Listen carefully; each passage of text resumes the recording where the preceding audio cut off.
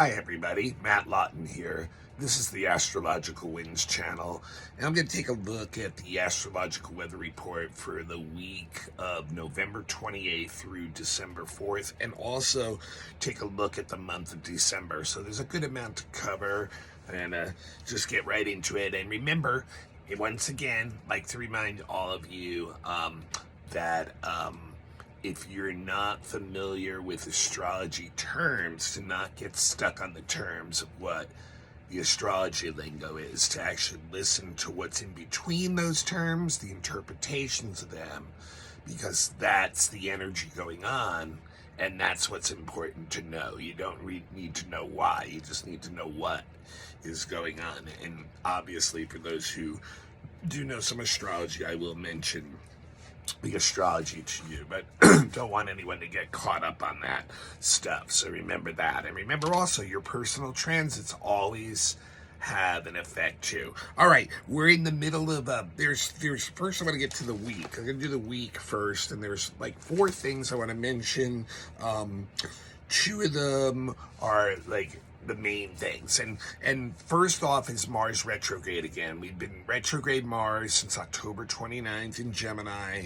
It's been a tough time for sure. I've been talking about it every week, and I think another thing that I did mention back then that we're starting to see too with Mars retrograde is Mars represents the body, and so this time of the year, in particular in the northern hemisphere, illnesses, diseases are more apt to show up in the wintertime, and we can see that is something that's going on. In fact, in China right now, because the COVID is coming back so strongly and the government is wanting to put down more restrictions again, there's actually people literally revolting in the streets about it.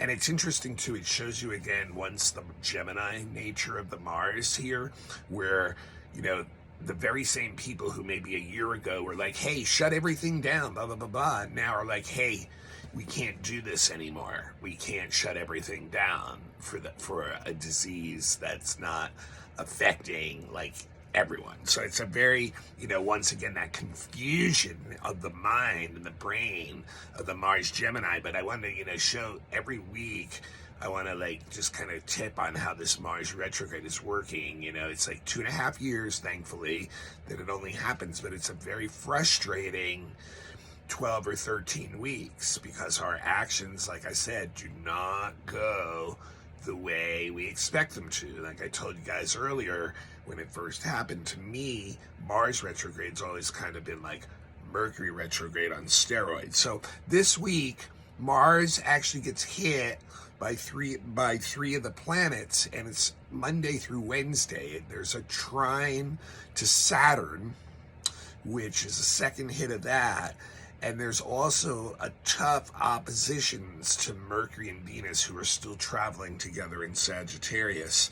And I think that the Mars-Saturn thing is very interesting. I think that it shows that people right now, despite the challenges going on around us, despite our actions that normally bring us, some manifestation, results, awards, rewards, whatever you want to call it, not really working that well during this time. It shows that people are still willing to work. They're still willing to do what they have to do. And the issue right now is the Mars retrograde. Mars Saturn, as it is, the energy of Mars Saturn is more long term. It has to do with taking steps to get to a place you want to go to, and being willing to sacrifice immediate gratification for a goal that's more in the future. And so Mars retrograde is just making that more so. It's making it seem like, wow, it's not moving forward at all, despite no matter what I do, I'm willing to do the trine, and I may be working hard and well and doing all the things that I know that have been successful for me in the past. It's still not really getting me the results. So this is just showing us that the patience factor has been exponentiated basically with the retrograde Mars, but it's confusing.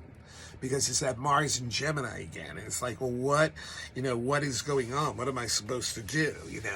And here we are using our skills well. We are, going out and doing what we're supposed to do. We do have a lot of focus, a lot of good concentration, and what I will say too about this is the sacrifices that you make now, are being noticed on all kinds of levels. So in the future when things are, better for whatever are, once Mars starts moving forward and our actions start, actually paying off in the ways that we normally expect them to, then there will be benefits that come of this. There's if we're still got our nose to the grindstone through these hard times, if we're still doing something instead of being frozen in fear or unmotivation or indecision, even if we're feeling that way, if we're still doing something,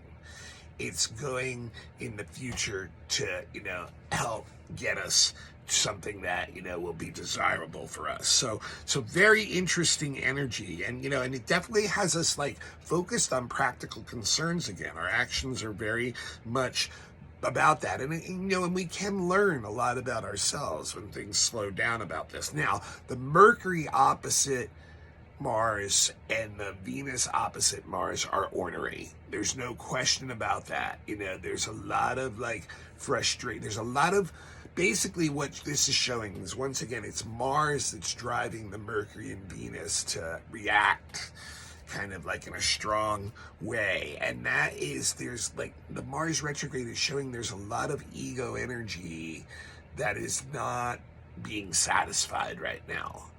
And so that is behind, or that will come out, especially early part of this week, is a lot of angry words, a lot of impatience with others, a lot of stressful type of relationship type stuff. And it may, make us feel okay, I have to confront certain things. There are certain people, certain situations. A lot of it'll come through relationships, but the danger here is we've let it build up to a level of hostility, whether we're aware of that or not. The Mars retrograde keeps that energy and anger inside of us. So what happens is we start to get this hostile kind of feeling, and we start projecting that out into our relationships. So there's a lot of tension that can build up in the relationships, and it's going to come out verbally. With Mercury, it's going to be arguments, it's going to be conflicts, it's going to be disagreements, it's going to be a lot of combat within the relationship energy. So once it comes out though, it's hopefully, everyone is clear as to where they're at, and you can start again. Now, the good thing about this is it does stimulate a lot of creative energy. It does, especially on the intellectual level in Sagittarius and with Mercury involved. So there's a lot of that. There also can be with the Sag and the Venus involved some odd sexual attractions or desires, and also, once again, unsteadiness, not good decisions with money. It might not be the best time to be making big purchases. I think even Jeff Bezos was saying that recently. It's kind of looking at things and being maybe it's not a time to really be putting that out. But it can, like I said, it can bring some odd sexual attractions and relationships to it. But that's where we're going to see a lot of this played out. Just a lot of this, like I said, ego energy that's dissatisfied with, because things are not going the way we want them to on a personal level. So then it comes out through our words and projected into our relationship. So a tricky beginning of the week here. Now, interestingly enough, now Mercury and Venus, just like last week, they're still really close together. So any aspect that Mercury is getting, Venus is getting right after it. They're only a degree or two apart all week. So they're still basically conjunct, which really does help people express feelings well. Now there are, besides the oppositions to the Mars retrograde, there's another really tough aspect going on with Mars too, and between the two of them and Neptune. If you remember, Mars retrograde was square Neptune last week, and it's still within orb.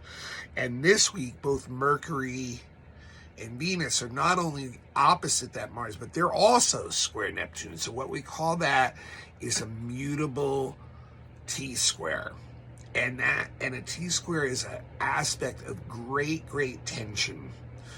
Great, like feeling like we need to do something, like the tension is built up so much from multiple events outside and feeling it inside that we really feel like we need to do something. Now this is a mutable T-square, so that means having to change, having to adjust, having to let go and adapt is going to be one of the key things to getting out of this. Now Neptune is a great dissipator.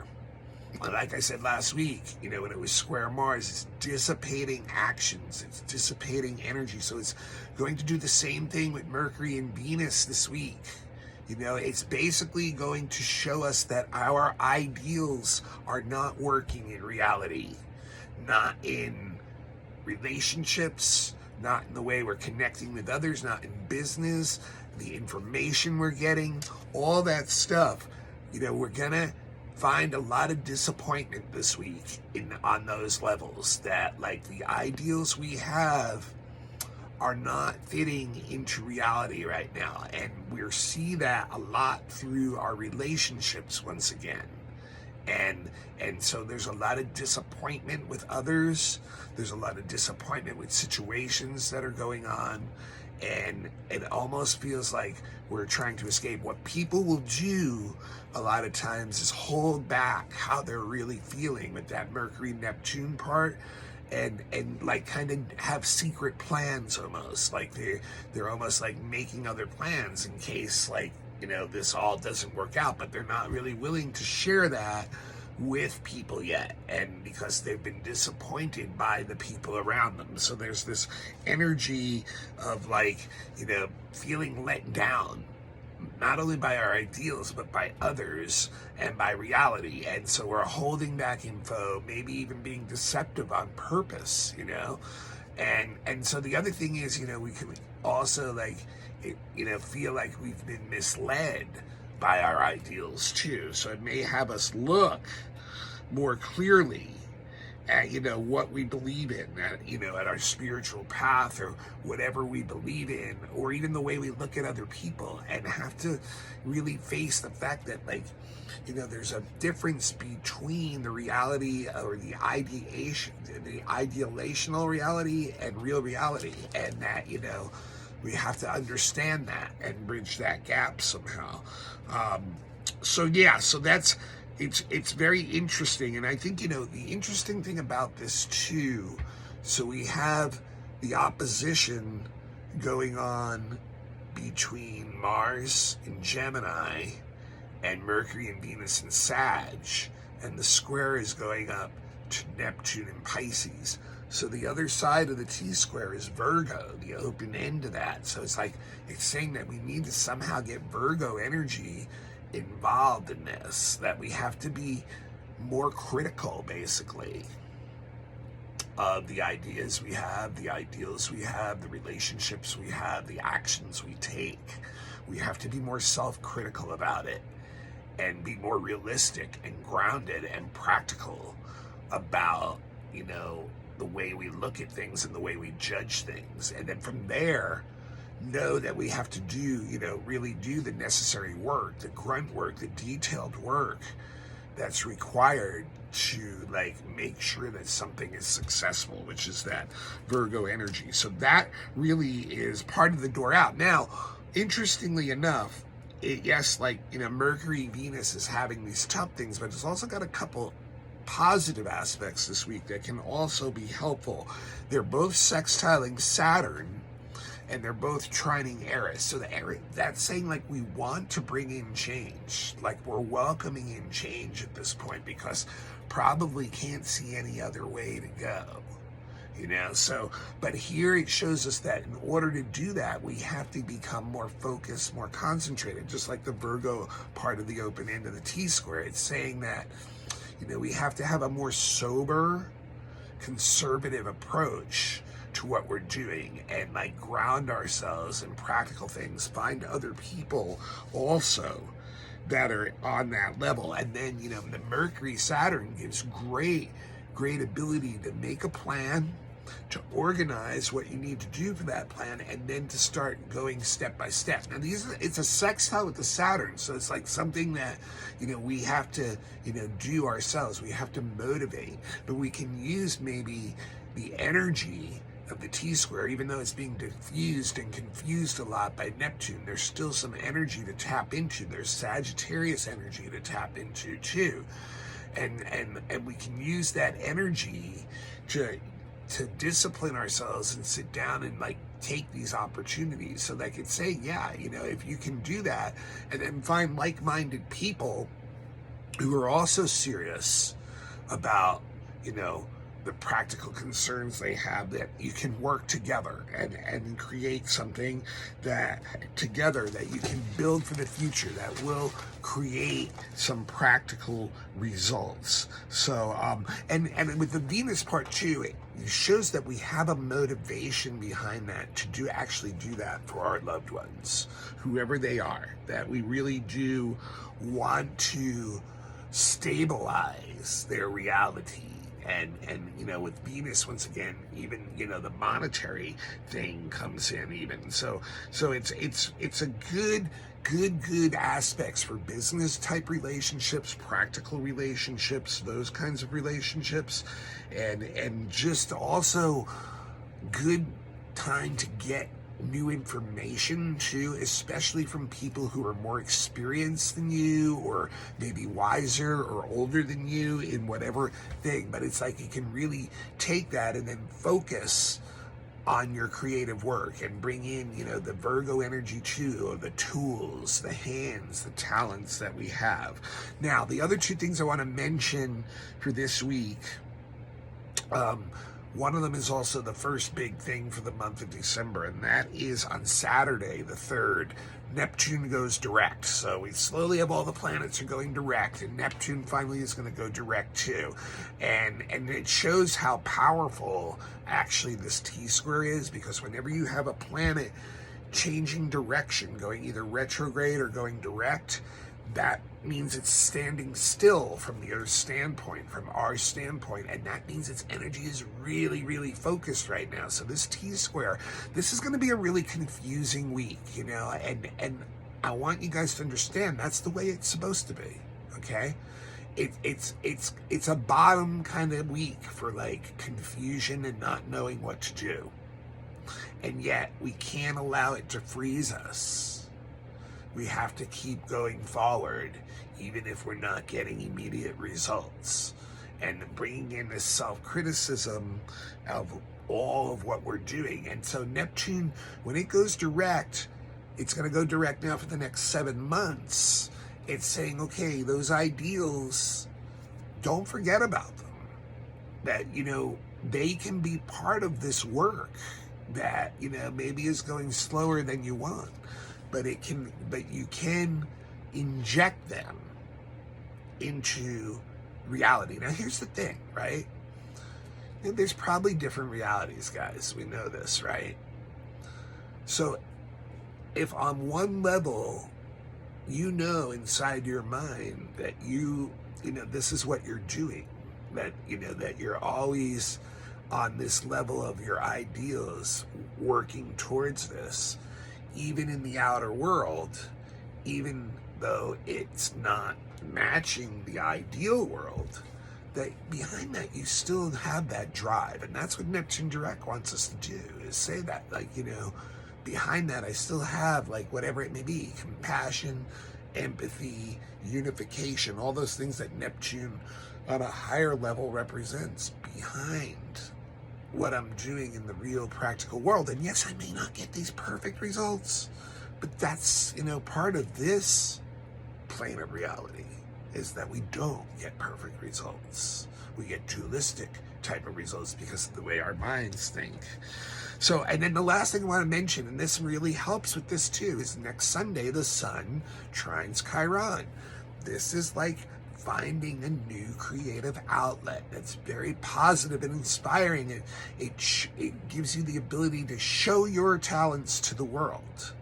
So this is like a really good time to find a new balance, to become like a teacher to some and bringing in new information so you're learning at the same time. And this is like very healing for our life journey, so there's it's a mixed week in many ways, because it shows that once again our actions in the real world are not really doing what we want them to do. And if anything, we can be even more confused than ever about those things. But yet we still need to do something, and even though it's like not getting exact results, just step by step forward and being grounded and practical and self-critical about that stuff can help find some of these new talents that we can do. Not new talents, the talents we have already, possibly latent or semi-latent within us, and boom, a new creative outlet can be spawned out of that. All right, quickly now, I want to go into December. I don't want to go too much longer. So first, there's several things in December. To me, the biggest thing in December that's going to go on is Jupiter going back into Aries on the solstice. We're going to get a big shift in the social energy then, and even the way individuals act within that context. And we also have Neptune, which I mentioned already, going direct, and Chiron's going direct too, and Mercury retrograde right at the end of the month. Our first Mercury retrograde of actually 2023 is right at the end of the month. So quickly, on a couple of asteroid things. So I mentioned already December 3rd, this Saturday, Neptune direct. Next week on the 8th, Pluto trines Ceres. And I think what this is going to maybe finding out new ways to transform our relationship with resources and being able to work with other people in meeting basic human needs and getting like growth out of that, like getting transformation out of that. So it's like, and I think it also can bring in more tolerance to like just a more like parental loving energy of others, like, and understanding where others are at. So like wanting to transform together. Now, interestingly enough, on the 17th, Jupiter, which will be stationing, which is just about going into Aries, like I mentioned on the 20th, on the solstice, Jupiter on the 17th will be opposite Ceres in the 29th degree, both of them in the 29th degree, critical degree. So this shows once again, are we like we may be called to take on this greater role of like helping others and parenting for others, or are we doing that too much? Are we pushing too much out and not taking care of our own needs enough? But this is really more likely than not a need on a social level for society to come together to meet the basic needs of all of us and the resources that we need. That because Jupiter is a societal planet and it's at this critical 29th degree. So it's really like, you guys need to learn, this is not going to go well unless you do this. Now, Jupiter going into Aries the next day. We had Jupiter in Aries for a long time already this year. Remember, we had like 5 months of it from like May through October. And we've only had 2 months back since it retrograded back into Pisces, where it's a lot sweeter. This Jupiter is a social planet.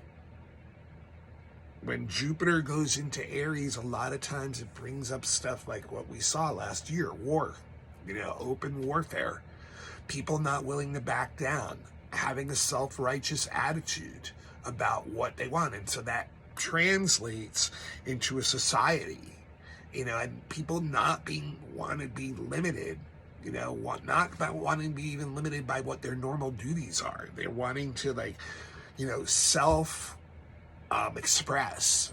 And so that can be almost selfish on many levels. And so it is, I'm going to do it my way kind of energy.